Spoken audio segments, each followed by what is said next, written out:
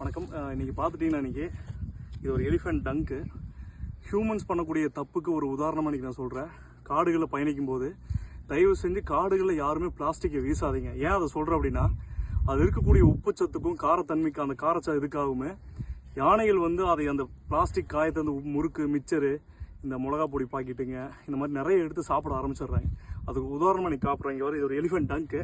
இது ஜூம் பண்ணி காட்டுங்க. சரிங்க, எலிஃபெண்ட் டங்க்கில் இங்கே பாருங்கள் பிளாஸ்டிக்கு. இங்கே பாருங்கள் மிளகா பொடி பாக்கெட்டு. இங்கே பாருங்கள், இதெல்லாம் எலிஃபெண்ட் டங்க் இன்றைக்கி ஓப்பன் பண்ணுறோம். உள்ளே எவ்வளோ பிளாஸ்டிக்னு மட்டும் பாருங்க.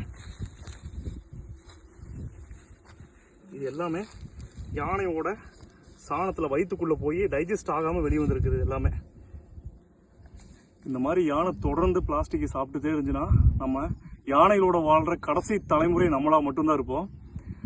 இது தயவு செஞ்சு காடுகளை பயணிக்கும் பொழுது யாருமே காட்டுக்குள்ளே தயவு செஞ்சு பிளாஸ்டிக்கை வீசிடாதீங்க. நீங்கள் எப்படி எடுத்துகிட்டு போகிறீங்களோ அதே மாதிரி திரும்ப அந்த பிளாஸ்டிக்கை கொண்டு வந்து குப்பை தொட்டிகளில் இந்த மாதிரி இடங்களில் போடுங்க. இதைய கண்டிப்பாக வன உயிரினங்கள் ரொம்ப ரொம்ப முக்கியம்.